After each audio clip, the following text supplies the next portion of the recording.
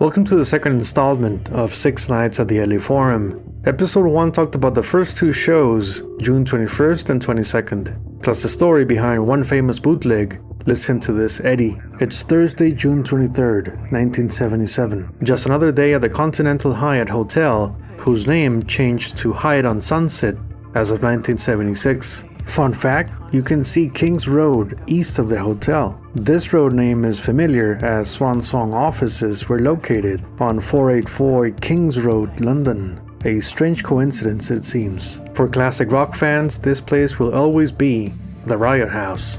Los Angeles was changing, but Led Zeppelin remained the same. An entourage of rock and roll, a never-ending frenzy of electricity in motion. Peter Grant probably laughed when he saw the news of Kiss elected as the most popular band in America by a Gallup poll the day before, or should I say Gallows poll. Speaking of the day before, Photoplay magazine hosted an event in Burbank with tons of guests, including Jerry Stiller and Zoolander, his son, Ben Stiller.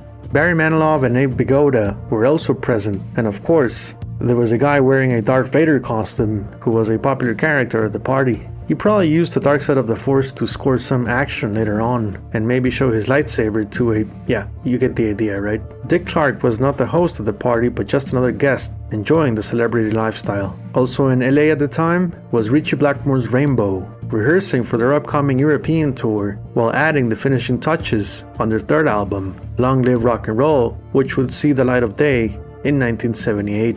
Tonight's show at the Forum was a Led Zeppelin 1977 tour milestone. It was their first time playing a third consecutive show with no days off since the last 3 shows at Earls Court 1975. Not even the 1977 Madison Square Garden series had this kind of schedule, so LA was a heroic feat. 6 shows with only 1 day off in between. The larger-than-life feel at the Forum was real. There was no workaround but to face the music. It was the closest they got to understanding Elvis Presley's 1977 concert agenda, where having no days off was a thing. I recommend you watch my Elvis and Led Zeppelin 1977 Parallels video to further explore this topic. In other music business news, Ram Jam's debut album was 3 days old. Black Betty was a massive hit. Everybody was singing Black Betty Bam Blam. Fun fact, the guitar player on the song was Bill Bartlett, a former member of the Lemon Pipers. Yep, he's the guy you hear on 1968's Green Tambourine. Back in New York City, Domenico Monardo, or Mecco, held sessions for a disco and jazz fusion take on the music from Star Wars, with a title of Star Wars and Other Galactic Funk, produced by the legendary Tony Bon Jovi. Yeah, Bon Jovi's cousin. This album was a key contributor in taking Star Wars mania to dance floors across America, and like Saturday Night Fever, turned disco into a great escape, later a weird social transmitted disease. Mecco's album outsold Yes Going for the One, ELP's Works 1 and 2, and Jethro Tull's Songs from the Wood. It's a fascinating piece of pop culture worth having in your record collection. I need to get a CD copy of it. Now, taking advantage of their momentum, including Robert Plant checking them out in 1976 in Los Angeles, the Runaways were fresh off touring Japan in June 1977, with their live album scheduled for release in August. Rock concerts in the United States for June 23rd included Elvis Presley in Iowa, Pink Floyd at Riverfront Coliseum, where Led Zeppelin played back in April, the Eagles in Nashville, ELP at the Omni Atlanta, where Zeppelin also performed in April. Fun fact, Emerson Lake and Palmer attended a record store that same day, and fans were delighted. New wave rising stars Talking Heads played the Bottom Line in New York City, while Crosby, Stills and Nash traveled to Philadelphia's Spectrum. Back in Zeppelin's British motherland, it was a special day for Genesis, playing London's Earls Court for the first time. 3 nights at this venue was a sign of good fortune. It was all about win and profiting for them. Led Zeppelin was ready for their 3rd show at the L.A Forum. Listen to this, Eddie. June 23rd remains one of the most popular bootlegs in Zeppelin fandom circles, for both its catchy title and rockstar performance. No Quarter 62377 is a recurrent thing on Zeppelin forums, considered by many as one of the best ever renditions of this song. The show is also infamous for a nightmare mistake during Kashmir that had the band in dire straits trying to come back into the song. For Badgeholders Only has seen countless releases over the years. I still remember when a local music dealer tried to rip me off with the original vinyl at a ridiculous price. My response was, "Have you heard about LimeWire? I'll just download it. I don't buy bootlegs." Thank you. Contributing to the many versions of this show is the fact that there are 7 audience recording sources, both complete and incomplete. This includes Mike Millard, whom I discussed back on episode 1. Among these tapes we can find the name of photographer and concert enthusiast Barry Goldstein, who recorded several Zeppelin shows as well. The original bootleg had several songs missing from the setlist, including the song Remains the Same, plus the 2 encores, Hotel Love and Rock and Roll. The artwork featured 2 photographs of Jimmy Page shot at the actual 1977 concert at the Forum, with half his double neck guitar cut from the design. Robert's photo is much older, May 31st, 1973 at the Forum to be exact. There's a famous bootleg poster taken from this very same show where Plant is wearing this very same shirt. So what is a badge holder anyway? Well, the standard definition says it's a small piece of metal or plastic that you carry on your clothing to show you are a member of a club or have special access to exclusive areas. In Zeppelin terms, this meant groupies with backstage passes, where the mighty arms of their staff led them to the promised rock stars, or maybe engage in other activities before reaching their goal. Sources state some groupies had other names for badge holders, such as the case of plant holders. Robert mentioned the word badge some 21 times at their June 23rd show, including some badge holding references to John Binden, the band's notorious madman in charge of security. For Badge Holders Only was the obvious bootleg title for this show. Here's a picture of some of the 1977 tour passes that granted VIP clearance. The first time Robert Plant mentioned a badge holder though took place on June 22nd, as he introduced John Bonham as, quote, a friend of a Diamond State badge holder.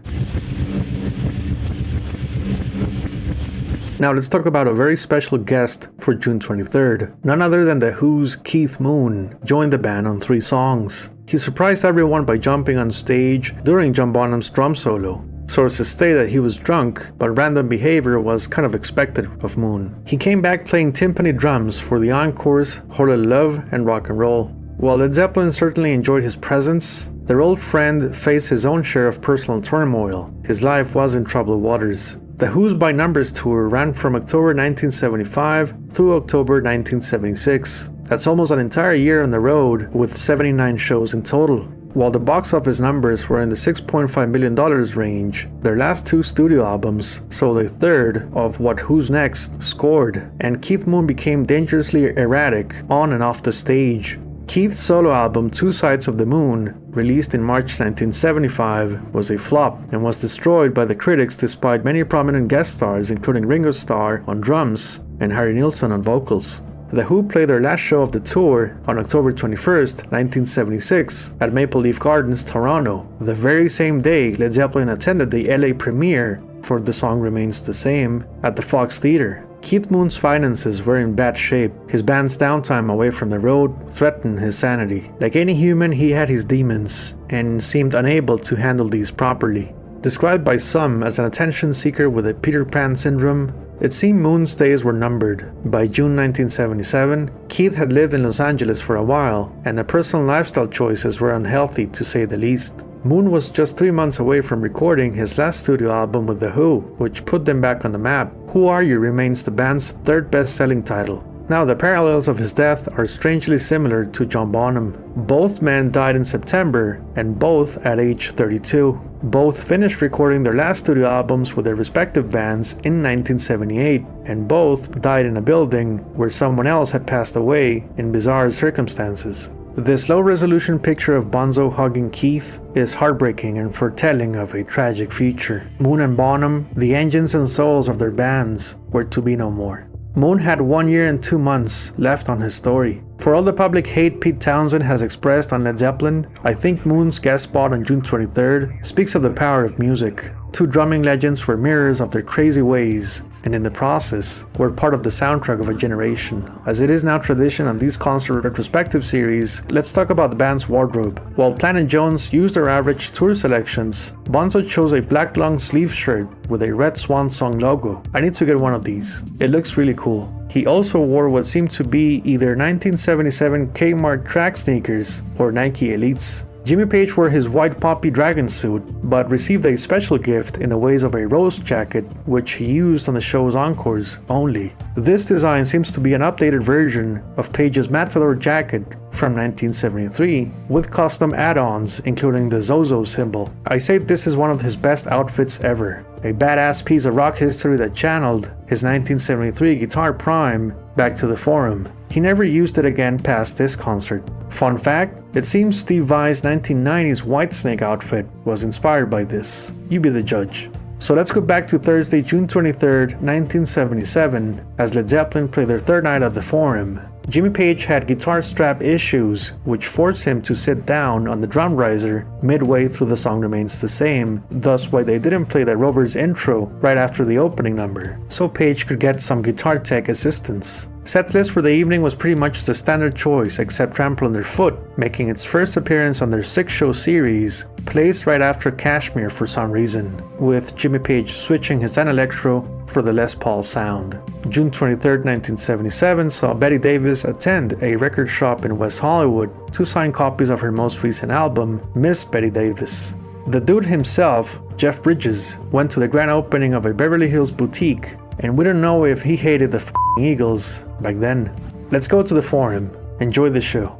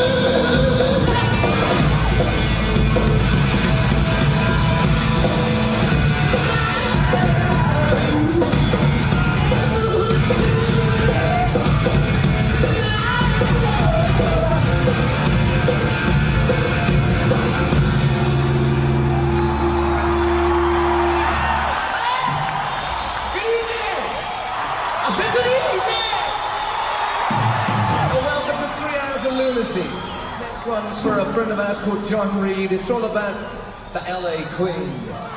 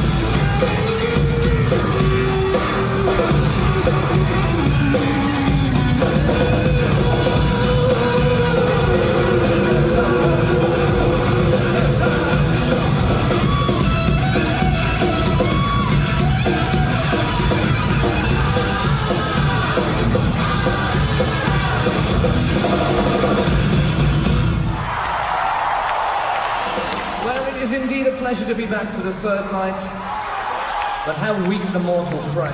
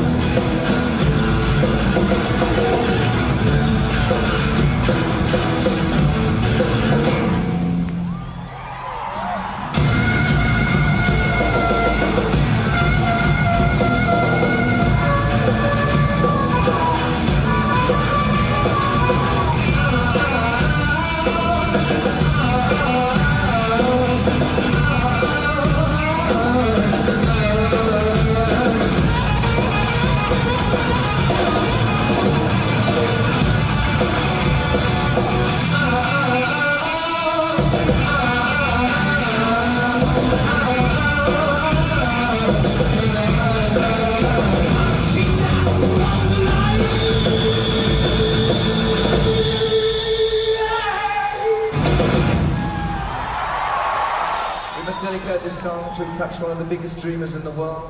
A star quality badge holder to Mr. John Binden.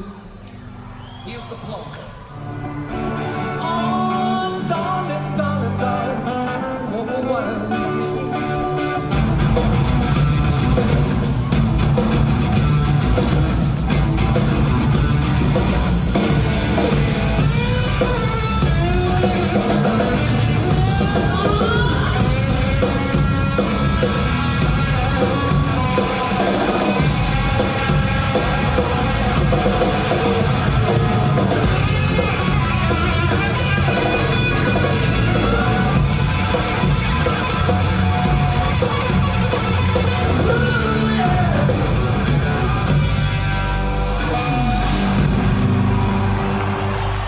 Changes the atmosphere a little bit now.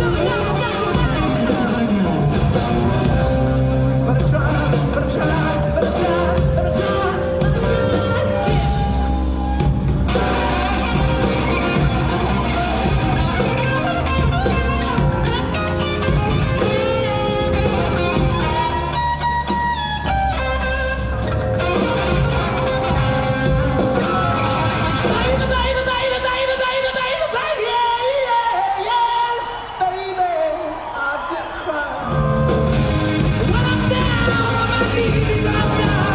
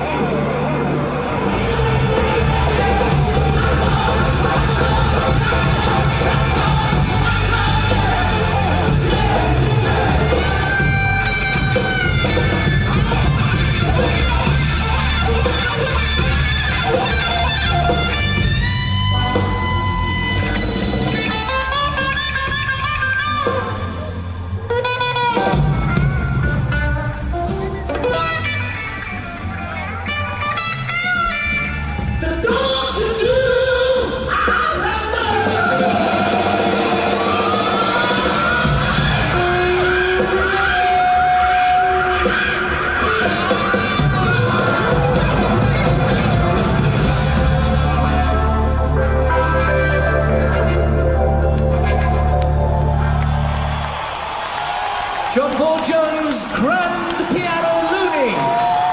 John Paul Jones. John Two Slacks Jones. John Paul Looney Jones, grand piano. This is a song that it's really about the first love that you ever come across, the love that you leave behind and then you can... Shut up. The love that you leave behind and then when it's too late, you try and grab it and it's gone. This is John Two Bonham's Looney Bonham. 10 years Bonham. It kinda makes me feel sometimes, yes, we could have to go. After he believes in this, we got so far to go.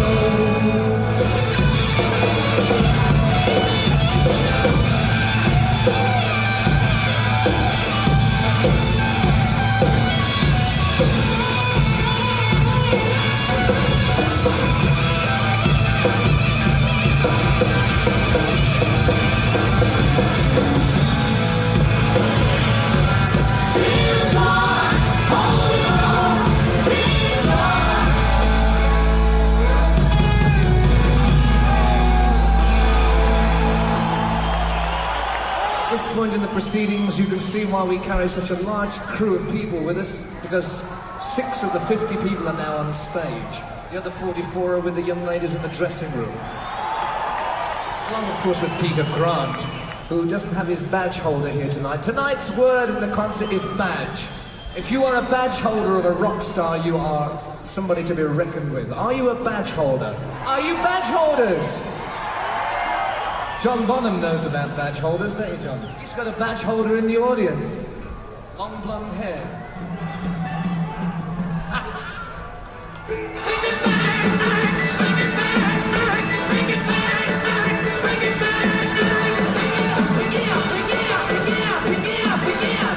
This is a song that refers to the constant search for the badge holder.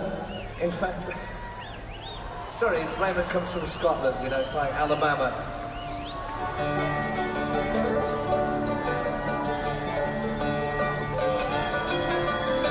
I didn't find them in the flowers.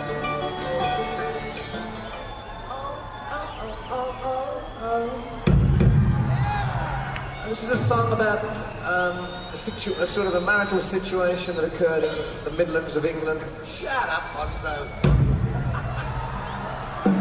And this is for anybody who's a badge holder of John Bonham in the room. Any badge holders of John Bonham, Linda Rainbow included.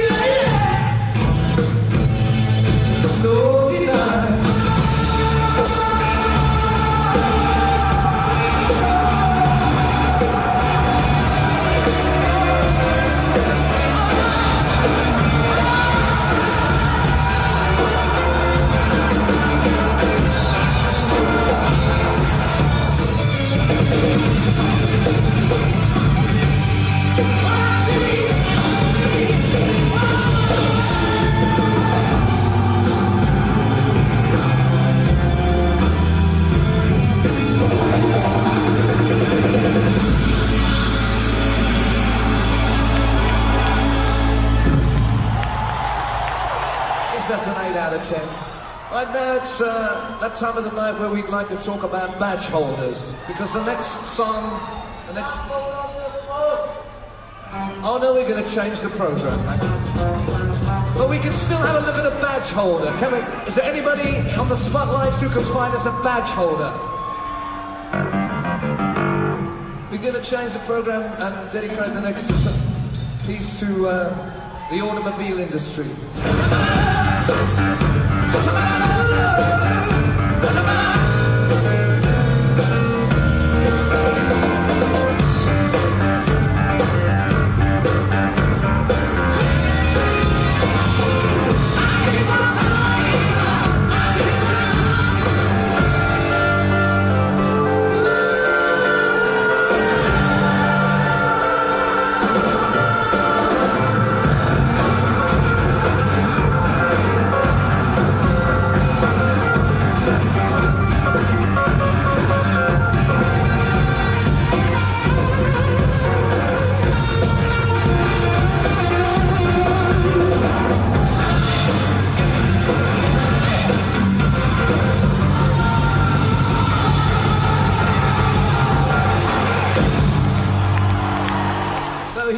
John, and your diamond-studded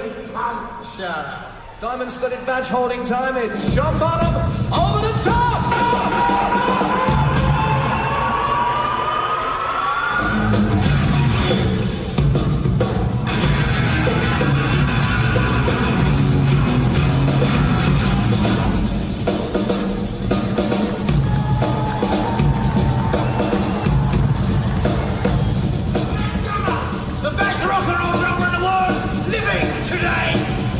Mr. John Bonham! Hey, John! Yeah! With Buddy Rootie's ass! And Doodle John motherfucker! What a pity!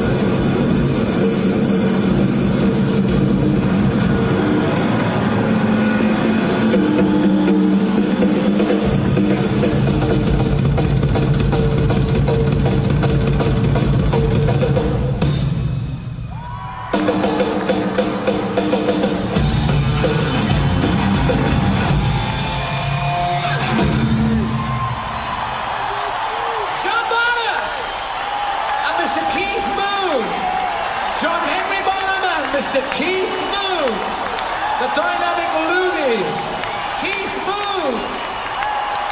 I'm looking forward to coming back here with my backing group later on in the year. Mr. John Moon and Mr. Keith Bonham.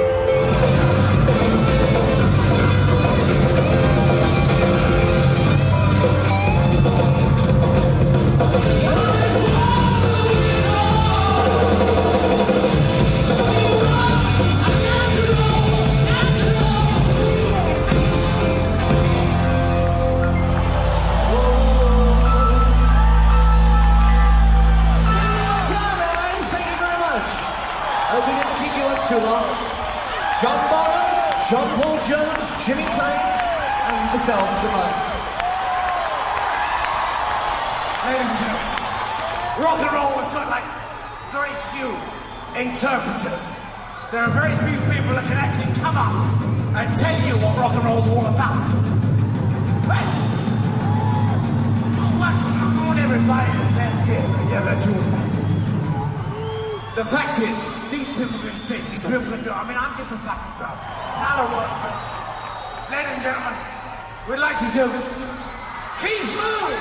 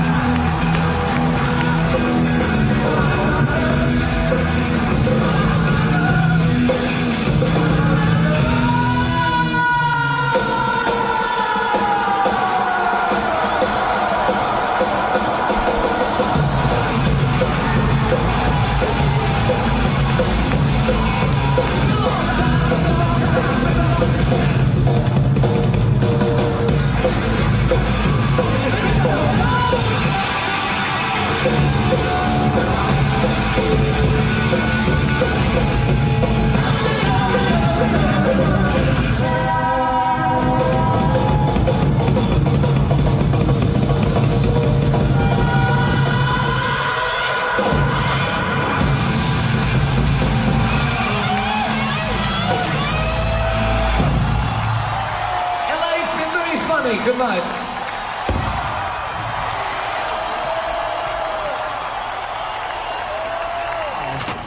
Well, at Potemkin, America's largest Cadillac dealer there is. Potemkin has over 250 fine used Cadillacs in stock for immediate delivery.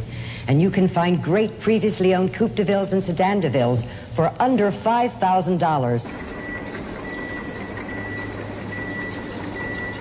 Zeppelin enjoyed a much-needed day off on Friday, June 24th. A Friday night in LA seems like a definite party, but in the world of millionaire rock stars, every day is Friday. That sounded like TJF, I know. The short distance between Hyatt and Sunset and the Forum contributed to Page, Plant, Jones and Bonham recovering much faster from the physical and mental effort playing 6 shows can entail. A 34-minute drive was much better than boarding Caesar's chariot. Zeppelin's limousines could take 2 routes. They could do Sunset Boulevard and then Interstate 405 or La Cienega Boulevard. Judging from the maps, I think taking the interstate was better for safety and logistics. The Forum had a great advantage over the huge arenas the 1977 tour is known for. Its 17,000 fan concert capacity ensured great sounding shows as opposed to bouncing concrete nightmares such as Pontiac Silverdome or Capitol Center, where Showco could only do so much. You can check my retrospective on the Pontiac Silverdome show here on the channel. The LA Forum had the right size without sacrificing audio quality, and best of all, the band could actually hear themselves on stage. 70,000 seating venues worked for sports, not so much for concerts back then. Jimmy was 33 years old, Plant was 28, a month and a half away from his birthday. Bonzo was 29, and Jonesy was 31. They were not the youngsters who conquered the Whiskey A Go-Go in 1969, but experienced players who had seen it all. What a day off in LA could offer remains a mystery, rightfully so, but there is some evidence of what Robert Plant was up to at 17015 Burbank Boulevard in Encino, some 9 miles from the Hyatt Hotel. Yep, that's Robert Plant the rock star, playing a random soccer match with perfect strangers. He wore his beloved Wolverhampton's Wolves jersey and enjoyed the open-air recreational sport. Someone took a picture and he was angry at the photographer. Robert's bodyguard wanted to kill this man. So as you can see, rock stars can have healthy pastime activities other than groupies and chemical offerings. A moment to recharge his mind and spirit before embarking on part 2 of the journey at the Forum. One of the hit singles that week, Foreigners Feels Like the First Time, summed up the daunting task of fame, always ready for the audience. Show must go on. Where 1975 Zeppelin learned to deal with new challenges of megastardom, 1977 was a comeback tour and the West was won yet again. Now June 24th was no vacation for Elvis Presley playing Dane County Coliseum in Wisconsin. Yeah, it's raining outside as I'm recording this. so sorry about that, guys. Aerosmith played Houston Summit, Fleetwood Mac did Charlotte Coliseum, and Genesis played their second victorious night at Earls Court, London. Also on the 24th, Jack Lemmon's birthday party was celebrated at a Beverly Hills restaurant with guests including Jack Nicholson and Richard Dreyfuss, who waited for the November 1977 release of Close Encounters of the Third Kind. Jack Lemmon's most recent role at the time was the part of Captain Don Gallagher in Airport 77, released in March. Working on this L.A Forum series brought back many flashbacks from my early day Zeppelin studies, as well as putting into perspective the repetition element the band experienced on tour. Going through these shows in full can be tiring as a listening experience, but it helps to understand how these guys had to deliver 3-hour marathons with no additional musicians, no pre-recorded tracks, nothing, just themselves and the music. Oh yeah, and quite the ambitious setlist as well. Now I'll be honest and say I had no recollection of the fourth night, June 25th, and I should. Let me just say it was a very pleasant surprise that I feel rivals listened to this Eddie for many reasons. The band's one-day vacation did wonders in very specific musical segments, where June 23rd probably gave them cabin fever to an extent. Proof of this is Earls Court 1975, which you can check my 3-part retrospective here on the channel. By the time they played their final show on May 25th, the long jam sections could only be reimagined so much. When talking about 3 consecutive shows, first and second night are usually the best, because you have anxiety and expectations working in favor of the artists. Setlist-wise, June 25th is a historic show as it features the last ever performance of In My Time of Dying until Led Zeppelin's 2007 reunion with Jason Bonham. Trample Underfoot was back for a second time at the Forum and a second encore in the Ways of Communication Breakdown, this being the only time it was performed in 1977. It was also the last time it was played until Knebworth, 1979. Wardrobe-wise, June 25th is a source of heated Zeppelin debates, as there are 2 photographs showing Robert wearing his red wine clothing and the other features his blue fabric, which he used on June 22nd. My gut feeling tells me he used his standard outfit just like his bandmates, Bonham included. Rescheduled from its original date of March 14, 1977, this show was recorded by a rock and roll hero, Mike Millard. The second run of playing 3 dates in a row seems to find the band in a relaxed and confident state, thus the performances are very consistent. They know what to expect by now and deliver their high-level musicianship with a vengeance. This sort of Forum residency helped them focus on the music first and foremost. A concert swan song it seems. June 25th was a historic date, of course, as it was the 5th anniversary of Led Zeppelin's triumphant show at the L.A Forum back in 1972, which was later released as How the West Was Won some 31 years later. So let's go back to Saturday Night Fever, Saturday, June 25th, 1977, when Pink Floyd played the World Series of Rock at Cleveland Stadium. Elvis Presley played the penultimate show of his career at Riverfront Coliseum. Aerosmith rocked the second night at the Summit, Houston. The Eagles flew to Mobile, Alabama's Municipal Auditorium. Emerson and Palmer did Birmingham's BJCC Coliseum, where Zeppelin played back in May, and you can check my concert retrospective here on the channel. Fleetwood Mac entertained fans at Arkansas, Barton Coliseum, and Genesis played their final night at Earls Court, London. Enjoy the fourth night at the Forum.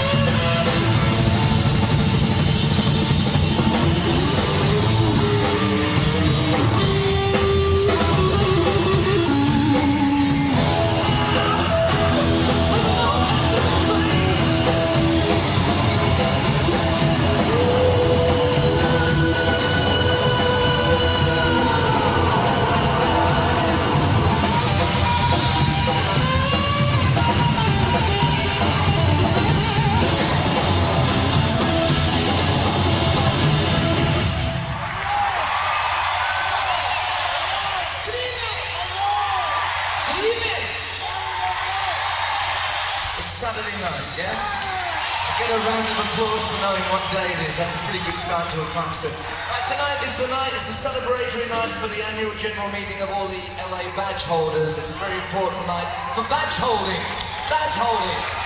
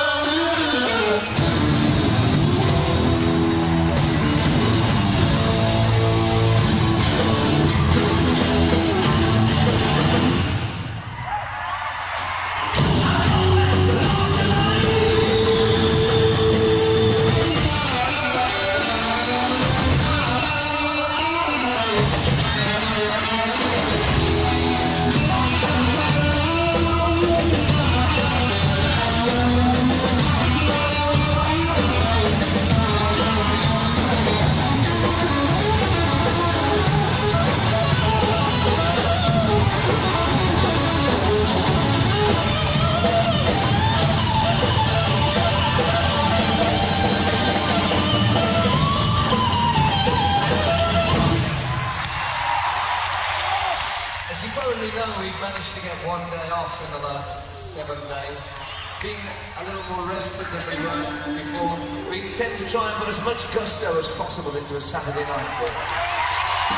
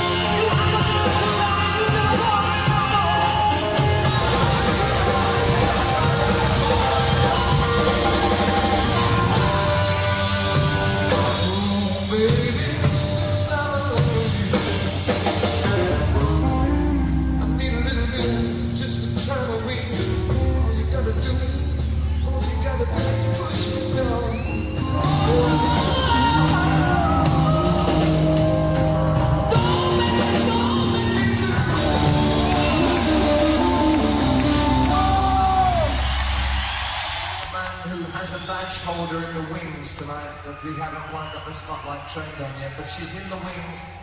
For John Paul Jones's badge holder, no quarter, John Paul Jones.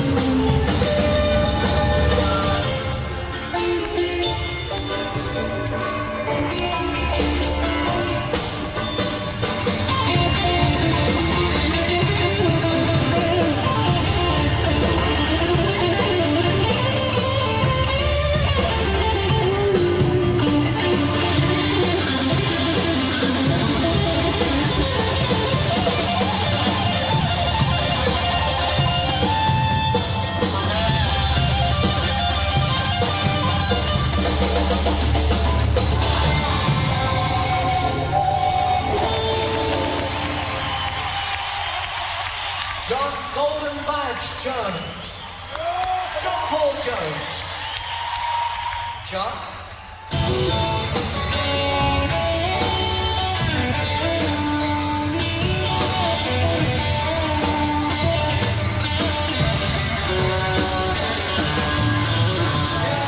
I see your face the way it used to be. Oh, darling.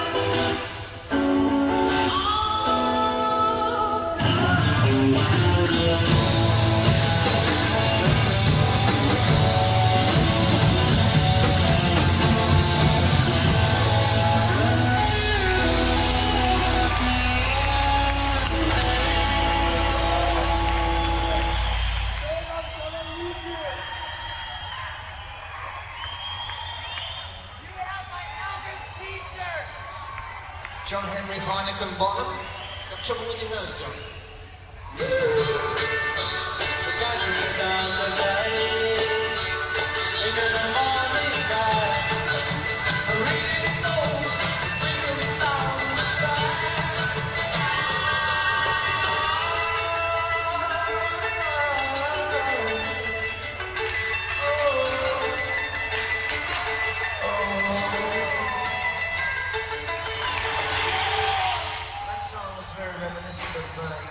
Very reminiscent of the atmosphere to be found in the more magical parts of England, even today, where the McDonald's hamburgers are not sold.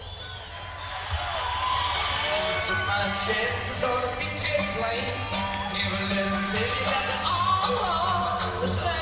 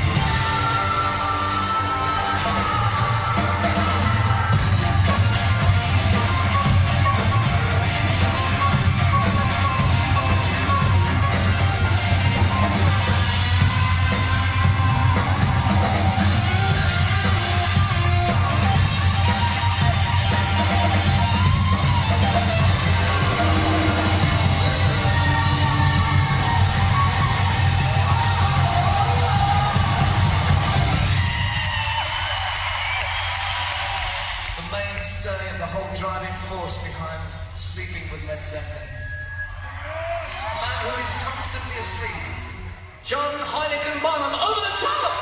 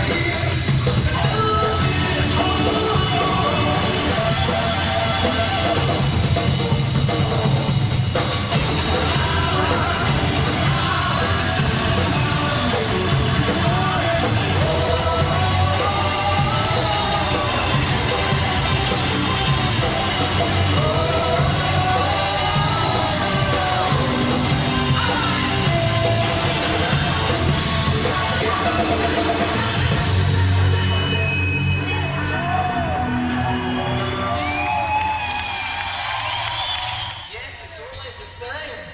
I have a nervous breakdown. This is a song that has, in fact, the opposite effect to communication breakdown. It goes like this.